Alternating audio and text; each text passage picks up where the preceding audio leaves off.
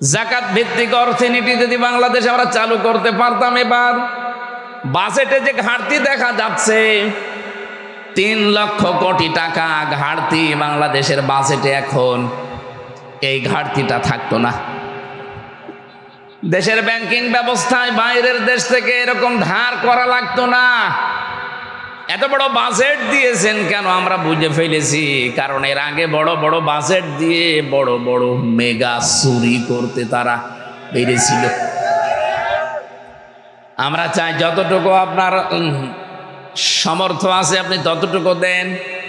বলেন তো, ধার করে ঘি খাওয়ার চাইতে নিজের যা আছে কচুর শাক দিয়ে খাবার খাওয়া ভালো। ধার করে ঘি খেতে যাচ্ছে, ও ধার শোধ দেওয়া লাগবে না। বাংলাদেশে এখন যে আয়, আমরা তো বাজেট নিয়ে পড়াশোনা করে দেখতে পাচ্ছি এই দেশে এখন সর্বোচ্চ টাকা কালেকশন হতে পারে কর দিয়ে, রাজস্ব দিয়ে সরকারের 6 লক্ষ কোটি টাকা, এর উপরে যাওয়া সম্ভব না। কিন্তু বাকি যে আপনি 9,30,000 কোটি টাকার বাজেট দিলেন, এই টাকা কি ফেরেশতারা দিয়ে যাবে? বিরোধিতা করার জন্য করছি তা না, বাস্তব এটা। জীবনও ঠিক হয়নি আপনার। এই মারিং কাটিং গুলো করার জন্য যারা চেষ্টায় আছেন তাদেরকে আহ্বান জানাচ্ছি, জাকাতের মতো ফরজ বিধান কালকেই সংসদ বসবে। আমার মনে হয় মুসলমান তো প্রায় আমরা সবাই 6-7 জন আছে শুধু অন্য ধর্মের, বাকি আমরা সবাই মুসলমান। আমরা চাই কালকে অন্তত যারা কথা বলার সুযোগ পাবে তারা যেন অন্তত এ কথা বলে যে মাননীয় স্পিকার, আমরা এই দেশে 92% মুসলমান জাকাত ভিত্তিক অর্থনীতি দেখতে চাই। আমি জানি বাধা আসবে, আসুক, যত বাধা আসবে দেশের জনগণ যেহেতু 100%-এর 92% মুসলমান, এই জন্য কোনো বাধা আমাদের সামনে থাকবে না।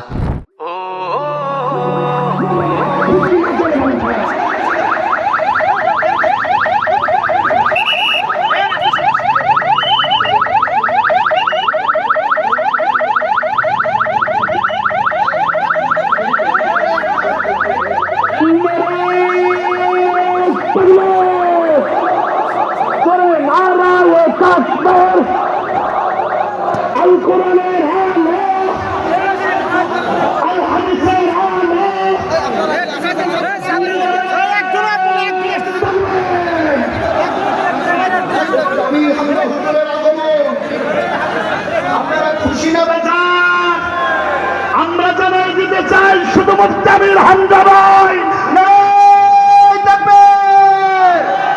মুফতি আমির হামজা ভাইয়ের আগমন নীলফামারীর পক্ষ থেকে, কাঞ্চনপাড়ার পক্ষ থেকে, নদীবাড়ির পক্ষ থেকে, জেলখানা কারাগারবাসীর পক্ষ থেকে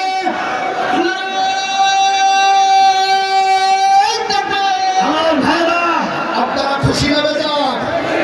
জোরে বলেন, খুশি না বেজার?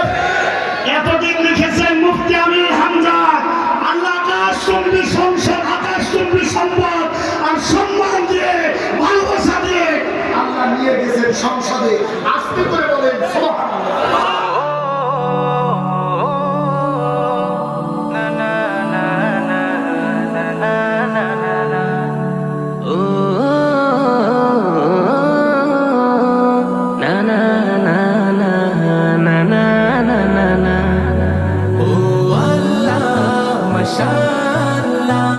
নীলফামারী জেলার সদর থানার অন্তর্গত নতিবাড়ি উত্তর কাঞ্চনপাড়া জামে মসজিদ ঈদগাহ ময়দান জামে মসজিদের উন্নয়ন কল্পে যুব সমাজের উদ্যোগে তাফসীরুল কোরআন মাহফিল, বিভিন্ন উন্নয়ন হয়। ওই সমস্ত উন্নয়নমূলক কাজের জন্যে আমরা বিভিন্ন রং বেরঙের অনুষ্ঠান দেখি, যে অনুষ্ঠানগুলোতে শুধু পাপাচার বৃদ্ধি হয়। এরকম অনুষ্ঠান বাংলাদেশে আছে না? আমি নাম নিলাম না, নিয়ে আসলেন যে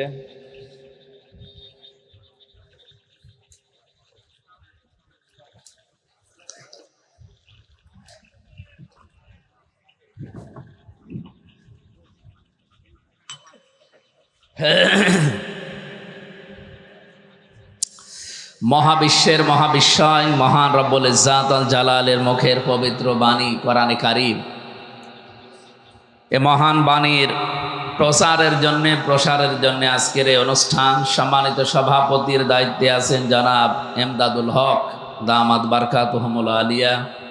এতক্ষণ যারা কথা বললেন মাওলানা হাফিজুর রহমান, মাওলানা মোকাররম হোসেন, মঞ্চে বসা ওলামা ইকরাম, আমি অনেকের নাম জানি না, দোয়া করছি ওয়ারাফা'না লাকা যিকরাক, এদের মর্যাদা সম্মান আল্লাহ দুনিয়া আখিরাতে আরো বাড়িয়ে দেন। কিন্তু আমি যাদের জন্য সম্মান কামনা করেছি তারা হচ্ছে আলেম। কি বলেন তো, আরো জোরে বলে, আল উলামা ওয়ারাসাতুল আম্বিয়া। এই একটা বর্ণনা, আর একটাই আছে ইন্নাল উলামা ওয়ারাসাতুল আম্বিয়া। প্রথমটা আলেমরা নবীর ওয়ারিস, দ্বিতীয়টা অবশ্যই আলেমরা নবীদের ওয়ারিস। শব্দের দিকে খেয়াল করেছেন কোনোদিন? প্রথমটা আপনি এমনিতে জেনারেল ভাবে বললেন, দ্বিতীয়টা গ্যারান্টি দেওয়া আছে ইন্নাল উলামা, আলেম না, অবশ্যই আলেমেরা, ওয়ারাসাতুল নাবিদাইন ওয়ারাসাতুল আম্বিয়া, নবীদের বহু বচন আম্বিয়া। এ পৃথিবীতে যত নবী আল্লাহ পাঠিয়েছেন সব নবীদের ওয়ারিস ছিল আলেমরা। এই জন্য আলেমদের সম্মান কামনা করেছি। এখন আলেম আবার হওয়া লাগবে তো। আমার নামের মতো নামের আগে মুফতি মাওলানা লিখে থাকলে আলেম, এরকম আলেম বাংলাদেশে হাজার হাজার আছে। তিনটা কোয়ালিটি থাকতে হবে কেউ যদি আলেম দাবি করে। এক নম্বরে সে আল্লাহর কোরআন নিয়ে চিন্তাবগ্ন থাকবে, এরকম আলেম বাংলাদেশে আছে। কোরআন শরীফের ভেতরের তথ্যগত কি বিষয় আল্লাহ জানাতে চেয়েছেন, আমার তো যতটুকু বাস্তবতা দেখি অনেক আলেম এগুলো জানে না। সিলেবাস ভুক্ত আলেম যারা, আমরা এগুলোর কথা বলছি বিশেষ করে। সুতরাং আলেম হতে হলে আপনাকে চিন্তাশীল হওয়া লাগবে, যে কোনো একটা বিষয় নিয়ে চিন্তা ভাবনা করে তথ্য নতুন নতুন পৃথিবীর মানুষকে উপহার দেওয়া লাগবে। আপনাকে এর জন্য মাওলানা হওয়া লাগবে, মুফতি হওয়া লাগবে, কারি হওয়া লাগবে না। আমরা অনেকে মনে করি মাদ্রাসায় না পড়লে মনে হয় আলেম হওয়া যায় না। আমি এমনও মানুষের সাথে মিশেছি মাদ্রাসায় পড়েনি, কিন্তু এই মানুষগুলো মাদ্রাসায় আমরা যারা পড়ি তাদেরকে অন্তত বছরের পরে বছর কোরআন হাদিস এগুলো পড়াতে পারবে। মালয়েশিয়া বিশ্ববিদ্যালয়ে যে সমস্ত মানুষগুলোকে দেখেছিলাম, ওনাদের নামের আগে আলেম লেখা নেই, আলেমের বাপ তারা। আমার বিভিন্ন সেমিনারে থাকার সুযোগ হয়েছে বাংলাদেশ সহ বিশ্বের বিভিন্ন জায়গায়। আমি দেখেছি এই মানুষগুলো যারা আলোচনা করে, এখান থেকে যে নতুন নতুন তথ্যগুলো তারা নিয়ে আসে, জীবনে কোনোদিন আমার মনে হয় এই যে অনার্স মাস্টার্স করলাম কোরআনের ওপরে, কোনোদিন শুনিও না। একটা সেমিনার পেয়েছিলাম সম্ভবত মালয়েশিয়াতে, এক আলোচক কথা বলছিলেন, উনি আমার মনে হয় রাশিয়া ভার্সিটির, রাশিয়া বিশ্ববিদ্যালয় থেকে এসেছিলেন উস্তাজ। উনি কথা বলতে বলতে বলছিলেন যে কোরআনে কারিমে সূরা মুতাফফিফিনের ভেতরে, মানে মুসলমান তো নামের আগে এই যে আমাদের মতো মাওলানা মুফতি লেখা, কিন্তু উনি একজন আলেম, মানে একজন বড় মসজিদের খতিব। দেখে মনে হবে এই জেনারেল শিক্ষিত মনে হয় আমাদের স্যারদের মতো। ওখানে 120টা দেশের ছেলে মেয়েরা সামনে বসে আছে। জিজ্ঞাসা করছে, উস্তাদ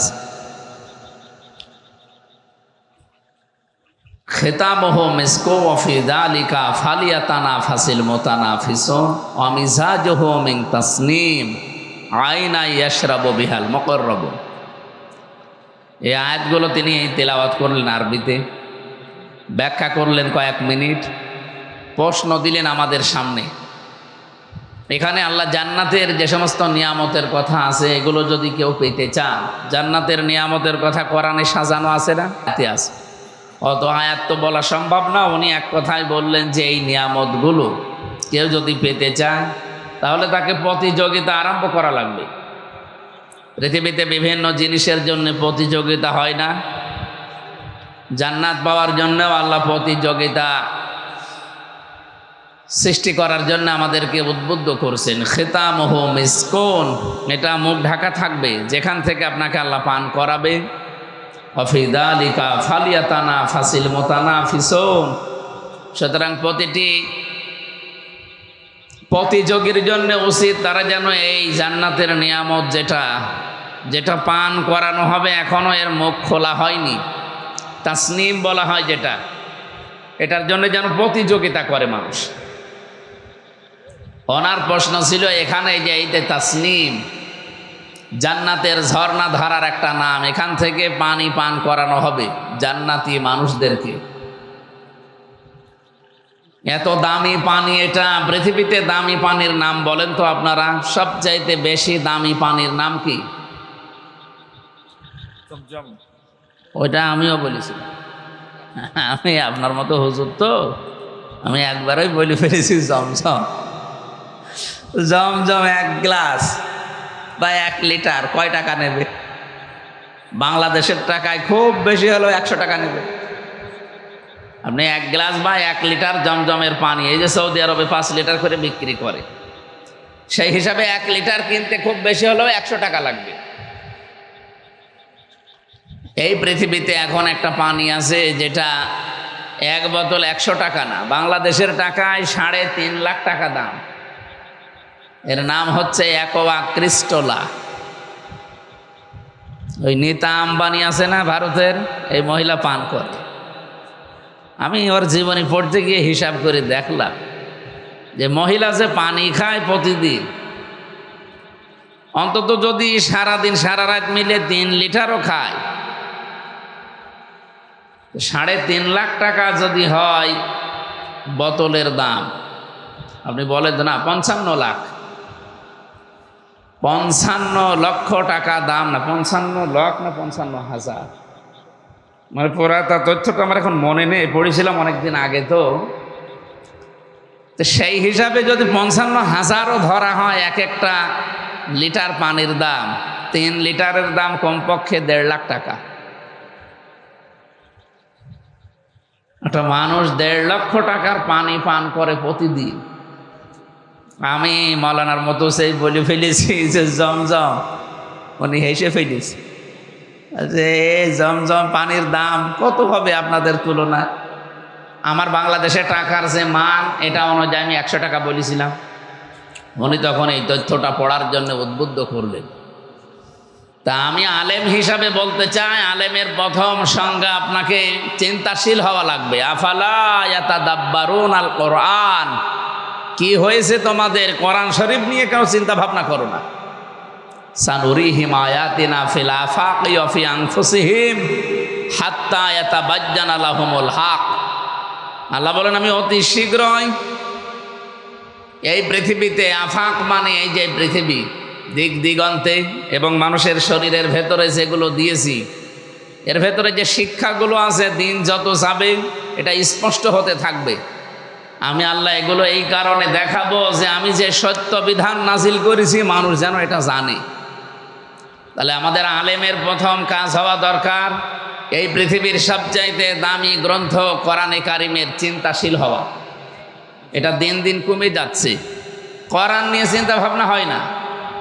এই দেশে চিন্তা হয় লালনের মাজার নিয়ে। লালনের মাজারে কত মন গাঁজা খাওয়া হয়, গোলাপ শাহর মাজারে কত মন গাঁজা পাওয়া যায়, এই নিয়ে গবেষণা হয়। পিএইচডি করে মানুষ তার জীবনী নিয়ে। অথচ কোরআনের একটা শব্দ নিয়ে গবেষণা করার দরকার ছিল না আমাদের? আপনি একটা শোজ বানাতে পারেন না গবেষণা করি, একটা গ্লাস বানাতে পারেন না, মানুষ তো পানি খেয়ে বাঁচতে পারতো। শোজ বানালে কাপড় চোপড় সেলাই করে অন্তত ইজ্জত আবরু ঢাকতে পারতো। এগুলো নিয়ে আজ আমাদের আলেমদের কোনো চিন্তা ভাবনা গবেষণা নেই। গবেষণা কি? শুধু কার পেছনে লেগে থাকা যায় এই গবেষণা। সুতরাং আলেম হওয়ার জন্য এই 1 নাম্বার, এটা আমি বানিয়ে বলছি না, ইমাম ইবনে তাইমিয়া রহমতুল্লাহ আলাইহি উনি ওনার কিতাবে দিয়েছেন। কেউ আলেম বলে যদি দাবি করতে চায় তাকে কোরআন নিয়ে চিন্তাশীল হওয়া লাগবে। 2 নাম্বারে আল্লাহর অবাধ্য চারিতা যেগুলো আছে, এই অবাধ্য কাজগুলো আপনাকে জেনে বুঝে ছেড়ে দেওয়া লাগবে। 3 নাম্বারে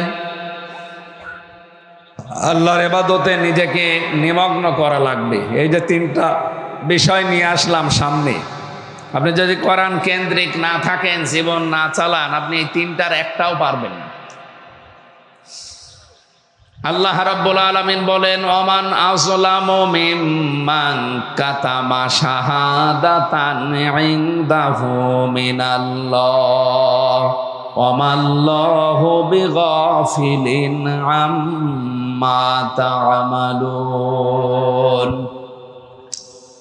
সূরা বাকারার 140 নম্বর আয়াতে শেষের দিকে আছে আল্লাহ পাক বলেন, এই পৃথিবীর মানুষেরা যাদেরকে আলেম মনে করো, আমি আল্লাহর ভাষায় সব চাইতে বড় জালেম। ইসমে তাফজিল, এটা সুপারলেটিভ ডিগ্রি।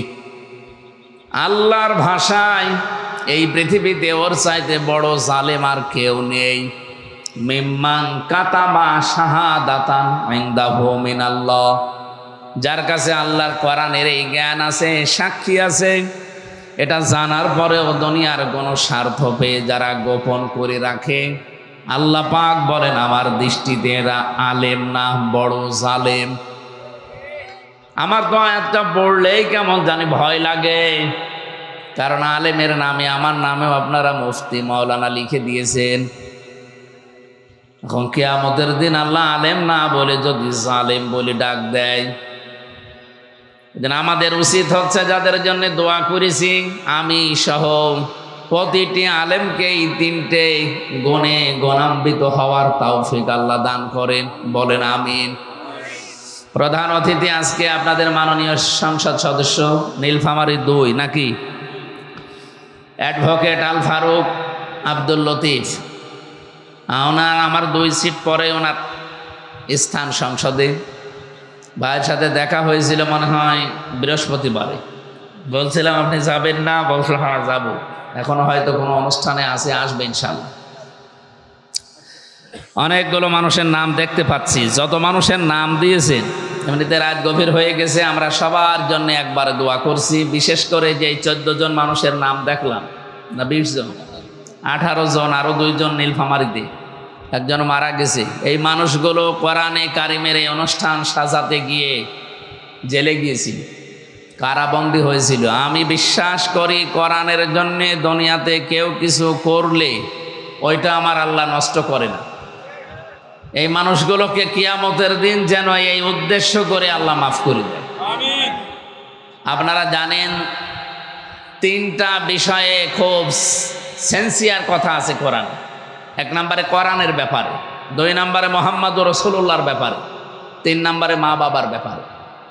এই 3টা জায়গায় কোনো মানুষ যদি তার সময় খরচ করে, সম্পদ খরচ করে, চিন্তা ভাবনা খরচ করে, তার জন্য কষ্ট স্বীকার করে, ওটা আমার আল্লাহ নষ্ট করেন না, কিয়ামত পর্যন্ত ওটা আল্লাহ তার জন্য রেখে দেয়।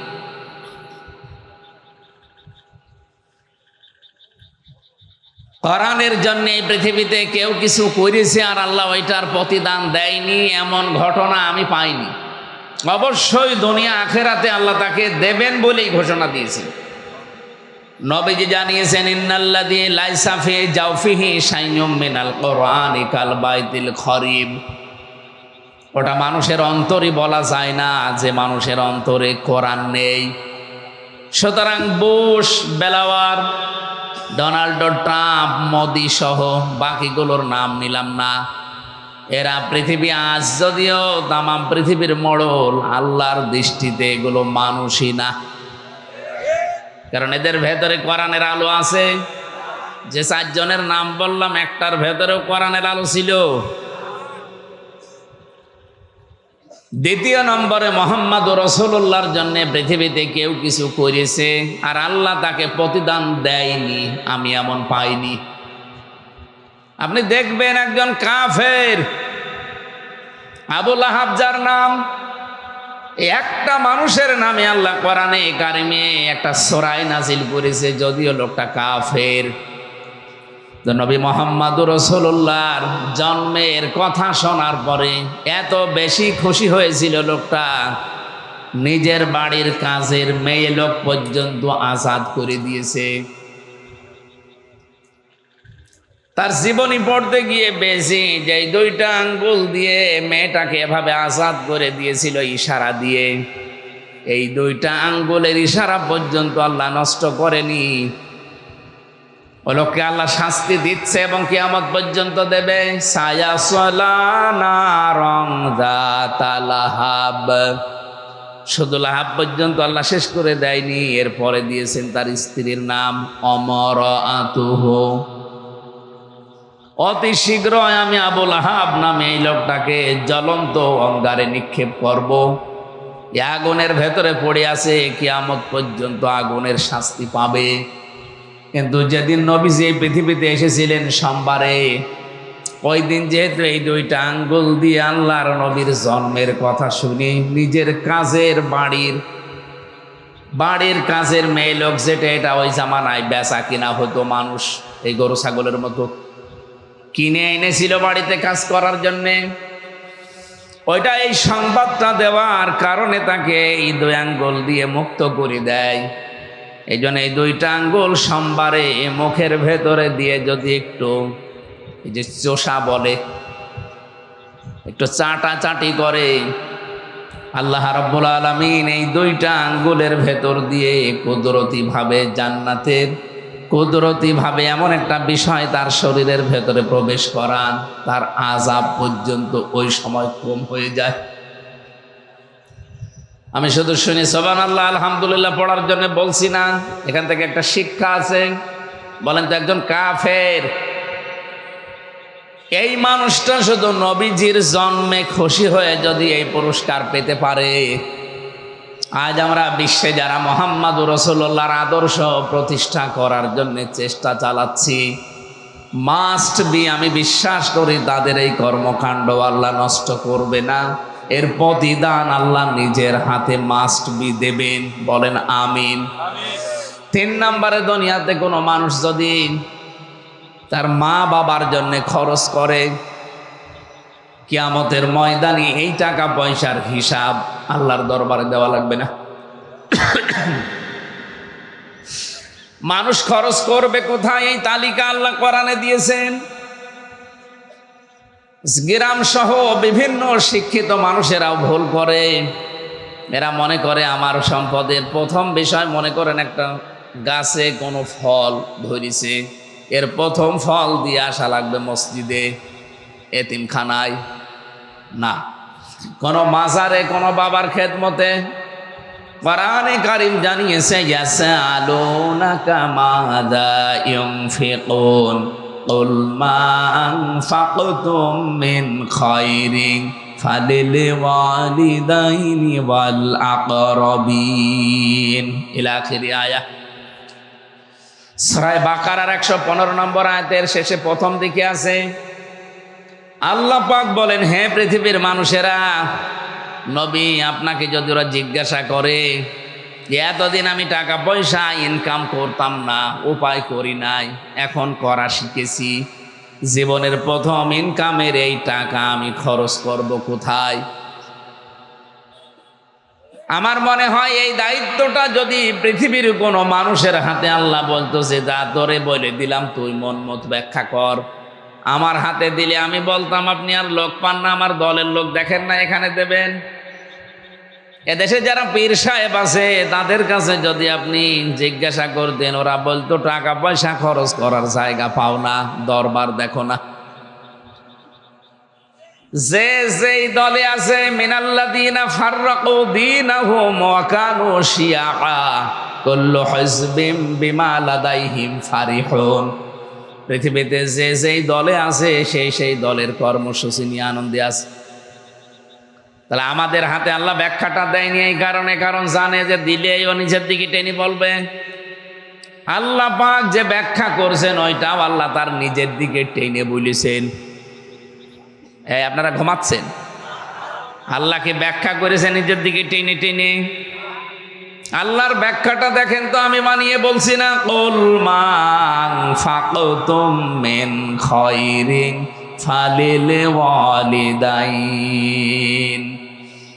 আল্লাহ পাক বলেন, নবী শুধু আপনার মাধ্যমে তামাম পৃথিবীর মানুষকে এটা আমি জানিয়ে দিলাম, হ্যাঁ আপনারা খরচ করুন বা খরচ করবেন ভালো ভালো কাজে। এই ভালো কাজ কোনটা? আমি বললাম আমাদের হাতে ব্যাখ্যা দিলে আমরা ভালো কাজের সিস্টেম বের করে ফেলতাম, কিন্তু আল্লাহ পাক ভালো কাজের ব্যাখ্যায় প্রথম নাম্বারে যাদের নাম দিয়েছেন তারা আপনার মা আর বাবা। এর ব্যাখ্যা করতে গিয়ে ইমাম আলুসি রহমতুল্লাহ আলাইহি উনি লিখেছেন, কোন মানুষ যদি তার মা বাবার প্রয়োজন পূরণের জন্যও খরচ করে, কিয়ামতের দিন ওই টাকাটার হিসাব আল্লাহ কিয়ামতে নেবেন না। কোরআন শরীফের ভেতরে তিনটা বিষয় বেশি আলোচিত হয়েছে, আর একটার সাথে আর একটা আল্লাহ সম্পর্কিত রিলেটেড করে দিয়েছেন। একটা মানবেন আর একটা মানবেন না, আপনি যেন প্রথমটাও মানেননি। কোরআন পড়ি আমি এই তিনটা বিষয় সবচাইতে বেশি পেয়েছি। এদিকে তাকান, আমি ক্লাস করাচ্ছি আপনাকে। এ পৃথিবীতে সবচাইতে বেশি এই তিনটা বিষয় আজকে আপনার ক্লিয়ার হয়ে যাবে। যেখানে আপনি দেখবেন এতাআত শব্দটা আছে আল্লাহর জন্যে, সঙ্গে সঙ্গে আল্লাহ তার নবীজির নামটা ওখানে জুড়ে দিয়েছেন, আতিউল্লাহ ওয়া আতিউর রাসূল ইলা আখিরি আয়া।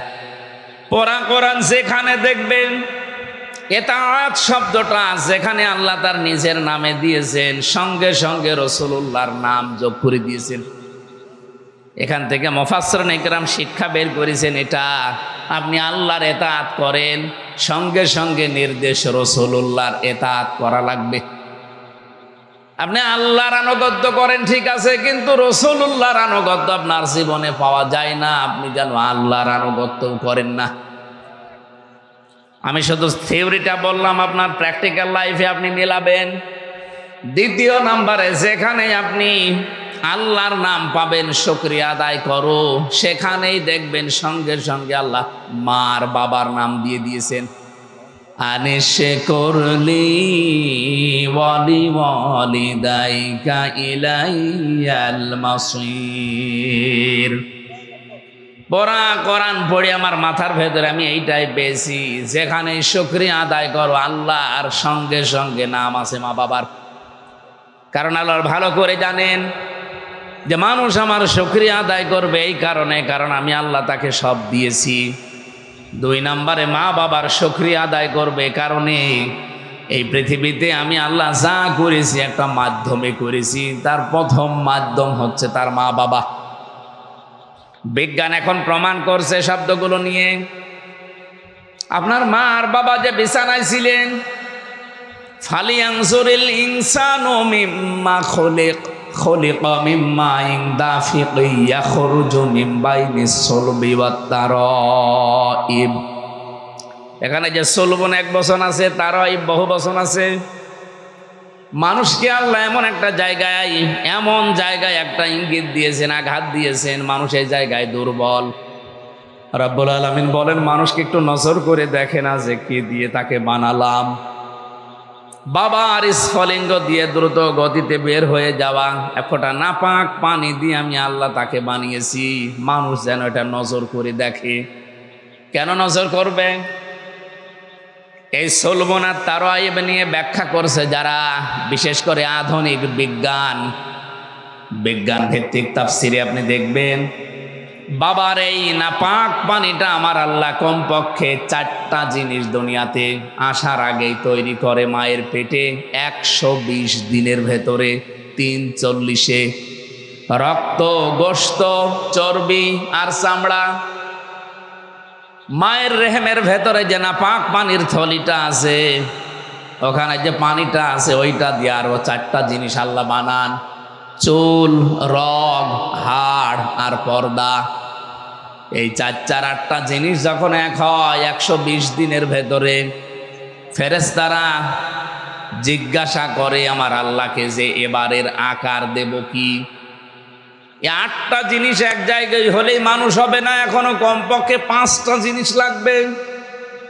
মানুষের এই 3.5 হাত বডি গবেষণা করে 13টা জিনিস পাওয়া যায়। আপনার মার বাবার এই না পাক পানি দিয়ে 8টা জিনিস নাই হয়েছে, এখনো যে 5টা লাগবে এটা আপনার কোন বাবা দিয়েছে? রব্বুল আলামিন বলেন ওয়াজাআলা লাকুমুস সামআ ওয়াল আবসারা ওয়াল আফইদা ইলা আখিরি আয়া। সূরা নাহলের 78 নম্বর আয়াতে আছে, এর মাঝের অংশে আছে আমি শ্রবণ শক্তি, দর্শন শক্তি, বাক শক্তি, আকেল শক্তি আর ঘ্রাণ শক্তি, এই 5টা আমার রব নামের কারণে বান্দাকে দিয়েছি। তাহলে 8 আর 5 কত হয়? আরো জোরে বলেন। এ 13টা জিনিস এক হওয়ার পরে মানুষের এই আকার তখন তৈরি হয়। ওয়াল্লাযী ইউসাউবিরুকুম ফিল আরহামি কাইফা ইয়াশা। তিনি সে আল্লাহ যিনি তোমার মায়ের রেহেমের ভেতরে তোমার এই আকৃতি বানিয়েছেন। সুতরাং এই আকৃতিটা বানাতে পৃথিবীর কারো হাত নেই, এটা আল্লাহ নিজের হাতে বানিয়েছেন। বলেন সুবহানাল্লাহ।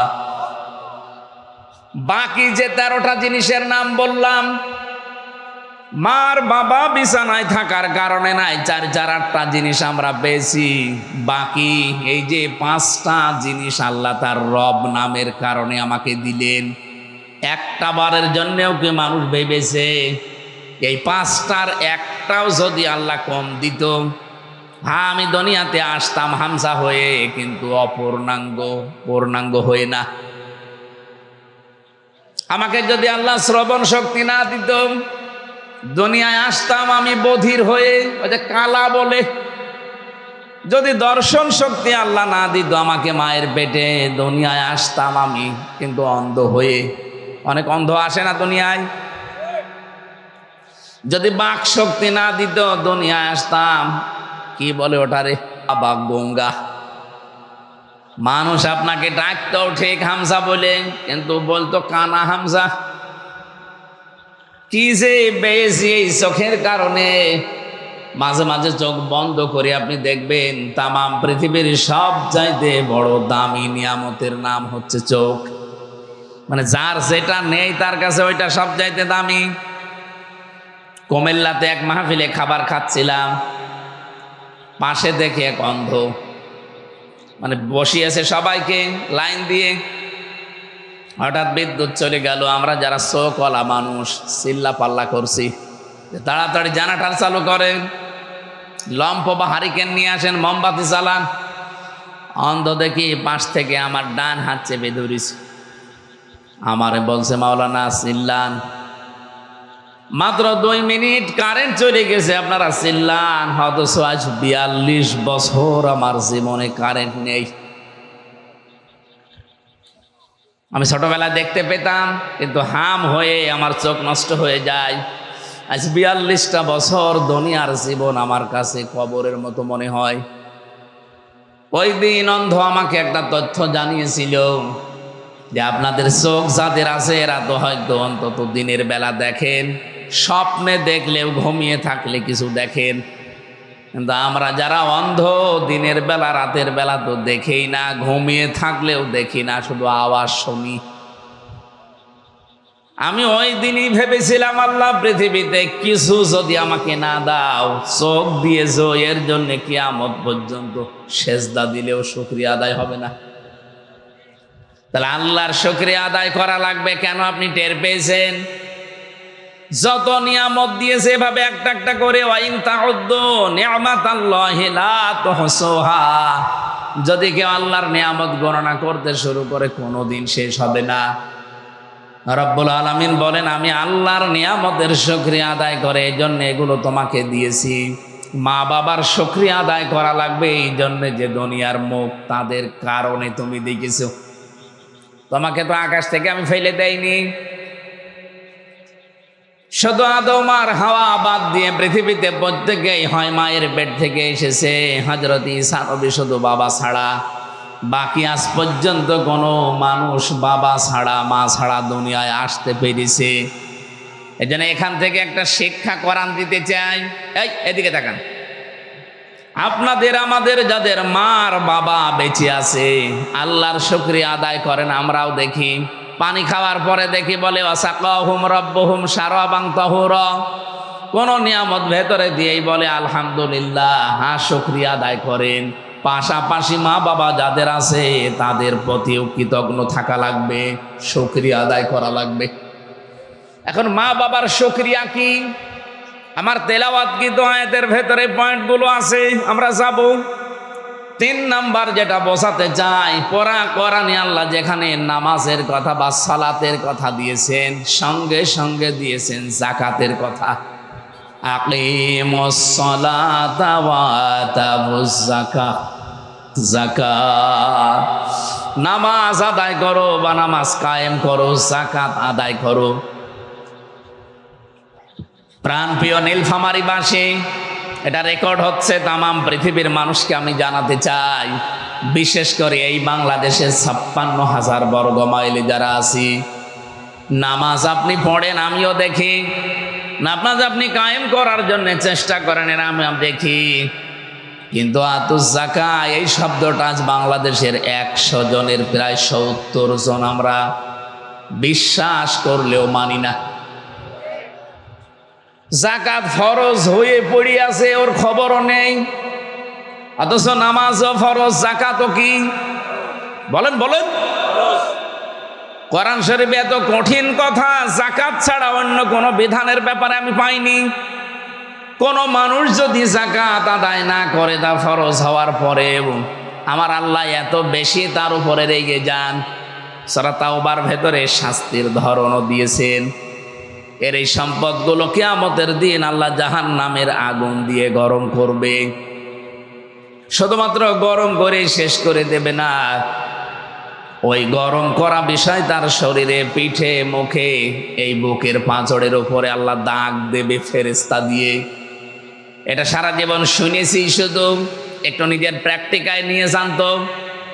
প্র্যাকটিক্যালে যদি নিয়ে গিয়ে দেখেন যে একটা রড গরম করা, মনে করেন আপনার সম্পদ, সোনা রূপা রডের মতো বানিয়ে গরম করে আপনার পিঠে আর বুকে সেকা দেবে। কোন সম্পদ? যেটা মায়ায় মহাব্বতে আপনি যাকাত দেননি। এইরকম ধরনের মানুষ বাংলাদেশে নেই, এক কথা বলা লাগবে। যাকাত ভিত্তিক অর্থনীতি যদি বাংলাদেশে আমরা চালু করতে পারতাম, এবার বাজেটে যে ঘাটতি দেখা যাচ্ছে, 3 লক্ষ কোটি টাকা ঘাটতি বাংলাদেশের বাজেটে, এখন এই ঘাটতিটা থাকতো না। দেশের ব্যাংকিং ব্যবস্থায় বাইরের দেশ থেকে এরকম ধার করা লাগতো না। এত বড় বাজেট দিয়েছেন কেন আমরা বুঝে ফেলেছি, কারণ এর আগে বড় বড় বাজেট দিয়ে বড় বড় মেগা চুরি করতে তারা পেরেছিল। আমরা চাই যতটুকু আপনার সমর্থ আছে আপনি ততটুকু দেন। বলেন তো, ধার করে ঘি খাওয়ার চাইতে নিজের যা আছে কচু শাক দিয়ে খাবার খাওয়া ভালো। ধার করে ঘি খেতে যাচ্ছে, ও ধার সব দেওয়া লাগবে না।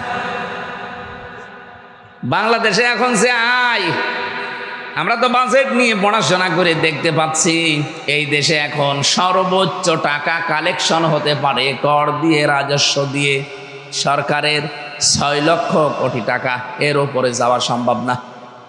কিন্তু বাকি যে আপনি 9,30,000 কোটি টাকার বাজেট দিলেন, এই টাকা কি ফেরেশতারা দিয়ে যাবে? বিরোধিতা করার জন্য করছি তা না, বাস্তব এটা। জীবনও ঠিক হয়নি আপনার। এই মারিং কাটিং গুলো করার জন্য যারা চেষ্টায় আছেন তাদেরকে আহ্বান জানাচ্ছি, যাকাতের মতো ফরজ বিধান কালকে সংসদ বসবে। আমার মনে হয় মুসলমান তো প্রায় আমরা সবাই 6-7 জন আছে শুধু অন্য ধর্মের, বাকি আমরা সবাই মুসলমান। আমরা চাই কালকে অন্তত যারা কথা বলার সুযোগ পাবে তারা যেন অন্তত এ কথা বলে যে মাননীয় স্পিকার, আমরা এই দেশে 92% মুসলমান যাকাত ভিত্তিক অর্থনীতি দেখতে চাই। আমি জানি বাধা আসবে, আসুক, যত বাধা আসবে দেশের জনগণ যেহেতু 100 ভাগের 92% মুসলমান, এই জন্য কোনো বাধা আমাদের সামনে থাকবে না। যাদের ইমান একটু দুর্বল ওই মানুষগুলো আমাদের মাঝে মাঝে ভয় দেখায়, যদি দাদারা কিছু করে তখন। আল্লাহ ওই কথাটাই আয়াতের ভেতরে দিয়েছেন, ওয়ামিনান নাসি মাইয়াত্তাখিযু মিন দুনিল্লাহি আনদাদা। সূরা বাকারার 165 নম্বর আয়াতের অর্ধেক পড়েছি।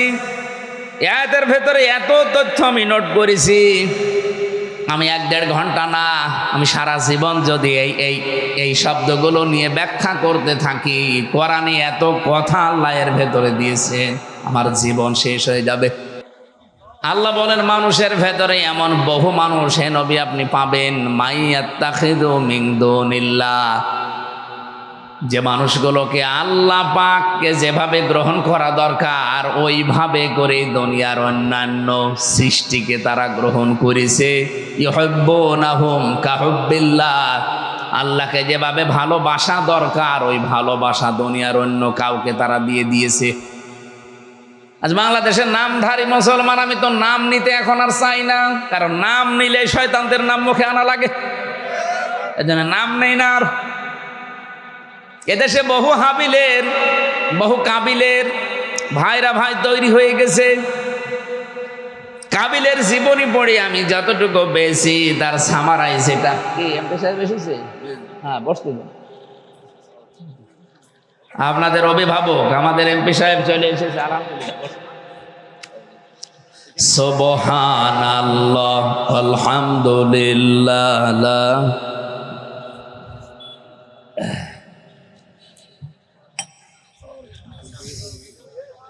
এইটা একটু পিছিয়ে দেন, এই বাতাস আসে না কেন, একটু পিছিয়ে দেন। না না এই ঠিক আছে, হ্যাঁ কোন দিকে দেন, ঠিক আছে। এখানে এত মানুষ দাঁড়িয়ে কি করেন, বসেন এক জায়গায় বসেন। শেষ করে দিচ্ছে, আমাদের এমপি চলে এসেছে যেহেতু শেষ করে দিই নাকি, আর কয়েক মিনিট। ভেজা জায়গায় বসে আছেন, কালকে সংসদ আছে, আমাদের ধরা লাগবে। আমার মামলা এখনো আছে, বিভিন্ন জেলায় হাজিরা দেওয়া লাগবে। আমার ভাইরা, আমি তো ক্লাস আকারে কথা বলতে পছন্দ করি, এজন্য এখান থেকে একটা শিক্ষা দিতে চাই। এই কি করেন ভাই, ক্লাসে এইভাবে করেন নাকি? এটা ঠান্ডা রাখা লাগবে তো, কিছুকে ঢোকাতে হলে এটা ঠান্ডা রাখা লাগবে না? পৃথিবীতে বহু মানুষকে আল্লাহ কাবিলের সাথে তুলনা দিয়েছেন। রব্বুল আলামিন বলেন, অতুলু আলাইহিম নাবা আবনাই আদামা বিল হক ইয ক্বাররাবা কুরবানান ফাতুকব্বিলা মিন আহাদিহিমা ওয়া লাম ইউতাকাব্বাল মিনাল আখার قال لأقتلنك قال إنما يتقبل الله من المتقين।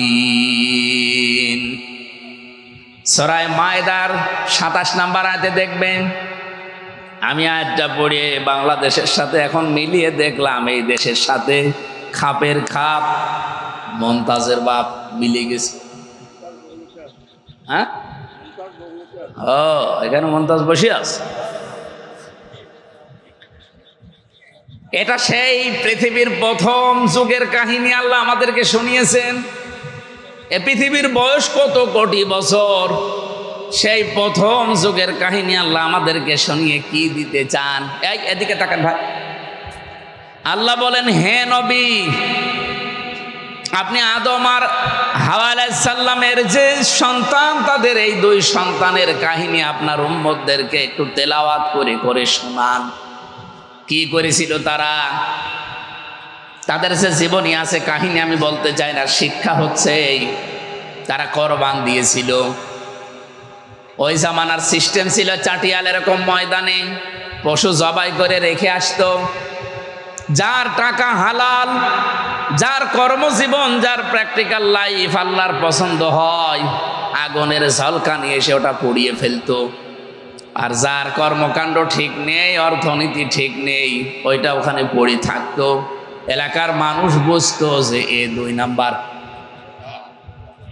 আমার আয়াতটা পড়ার পরে মাঝে মাঝে মনে হয় আল্লাহ ওই শরীয়ত যদি এখন থাকতো এদেশে কত হামজা আছে ধরা খাইত। দেখতে মনে আছে বিশাল জুব্বা গায়ে দিয়ে বসে আছি, মুখে দাড়ি, মাথায় টুপি, অনেকে মাথায় পাগড়ি বাঁধায়ও আছে। কোরবানি যদি এবার গেল সবাই করে এরকম ময়দানে রেখে আসতাম, আগুনের ঝলক এসে যদি ওটা পুড়িয়ে না ফেলতো, পরের দিন সকালবেলা রাস্তায় যেতে পারতেন। মানুষ দেখলে আপনাকে বলতো যে আল ফারুক এ 2 নাম্বার। আল্লাহ দয়া করে ওই শরীয়ত আমাদের দেয়নি, এই জন্য গোপনে আমরা শুধু গোশত খেয়ে যাচ্ছি। একজনেরটা কবুল হয়েছে, হাবিলেরটা, কাবিলেরটা কবুল হয়নি, পড়ে আছে। অত একটু অনুসন্ধান করে চিন্তা ভাবনা করবে পেছনের জীবনে যে কেন কবুল হইল না দেখি তো। না, ও বলছে ক্বালা আকতুলান্নাকা, ও গ্যারান্টি দিয়ে বলেছিল তাকিদ লামে তাকিদ নুনে সাকিলা, যে ভাই তোরটা কবুল হয়েছে আমারটা হয়নি, আমি তোরেই রাখবো না, দুনিয়ায় তোরেই কতল করব, মেরে ফেলবো। রব্বুল আলামিনের এই যে বান্দা হাবিল সঙ্গে সঙ্গে প্রতিশোধমূলক কথা বলতে পারতেন। আদম নবীর সন্তান হাবিল তার ভাইকে ডাক দিয়ে বলেছে ক্বালা ইন্নামা ইয়াতাকাব্বালুল্লাহু মিনাল মুত্তাকিন। এই বসেন, হাবিলের কথা এটা। এদিকে তাকান, একটা শব্দ আপনার জীবন পাল্টিয়ে দেবে। হাবিল ডাক দিয়ে বলেছে ক্বালা ইন্নামা, ইন্নার পরে যদি মা যুক্ত হয় তাহলে বাংলা অর্থ দাঁড়ায় একমাত্র, শুধুমাত্র, কেবলমাত্র, হবেই হবে, এইটাই। 33টা অর্থ আছে এই শব্দের। তাহলে ইন্নার পরে মা যুক্ত হলে বাংলা অর্থ দাঁড়িয়েছে একমাত্র। হাবিল ডাক দিয়ে বলছে ভাই কাবিল, জীবনেও আপনারটা কবুল হবে না, কারণ আল্লাহর দরবারে কবুল হয় শুধুমাত্র, একমাত্র, কেবলমাত্র যারা মুত্তাকি তাদেরটা। আপনি মুত্তাকি হতে পারেননি, জীবনকে এখনো সংযমী করতে পারেননি, নিজের জীবনের উপর এখনো কন্ট্রোল আনতে পারেননি। মন যা চাই তাই করেন, মুখে যা আসে তাই বলেন, না, জীবনেও আপনার জীবন আল্লাহর দরবারে কবুল হবে না। আজ বাংলাদেশের সাথে এই আয়াতটা আপনি মিলিয়ে বলেন, এদেশের বহু মানুষের কর্মকাণ্ড আমার এই দেশের সাধারণ মানুষ পছন্দ করে, মেনে নেয়, এই জন্যে তাদেরকে ভালোবাসে। আর এই ভালোবাসা দেখে কাবিলের অনুসারী যারা, কাবিলের প্রেতাত্মা যারা সহ্য করতে পারে না, ওদের কাজ চিন্তা ভাবনা করার দরকার ছিল যে আমারটা মানুষ গ্রহণ করে না, আমাকে ভালোবাসে না, আমাকে মানুষ পছন্দ করে না, কেন একটু অনুসন্ধান করি না। তোকে মানুষ ভালোবাসে কেন, এই জন্যে তোকে। বৃষ্টি হচ্ছে, আরে আল্লাহ রে,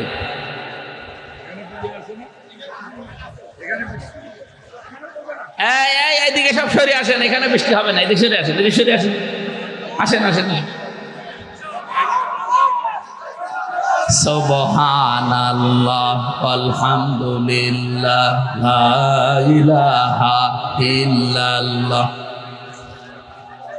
এখানে বড় মসজিদ নেই, মসজিদে গেলেই তো ভালো। ভিজে যাবেন, এখানে পড়বে না, পানি পড়বে না। এইভাবে দাঁড়িয়ে কথা বলা যায়? আমার এগুলো তো এখন 1-1.5 ঘন্টা লাগবে, যত লিখেছি আজকে। এমন সময় বৃষ্টি আরম্ভ হয়ে গেছে, আগে থেকে তো কিছু একটু হাসপাস তো করবেন, আমি তো মনে করছি ভালোই আছে। আমাদের এমপি সাহেব চলে এসেছে, আর আমরা আয়াত তো এখন শেষ করতেও পারছি না, কেবল শুরু করলাম। এভাবে বৃষ্টি হলে দাঁড়িয়ে থেকে কথা শোনা যায় নাকি? একটা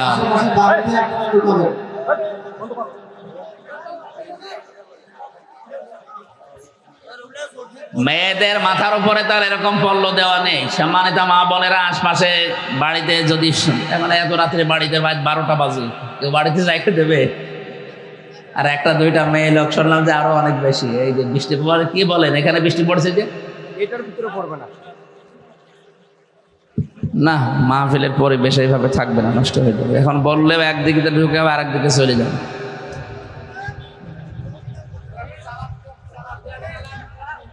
চালান, আমি কি গরুর গাড়ি চালাবো?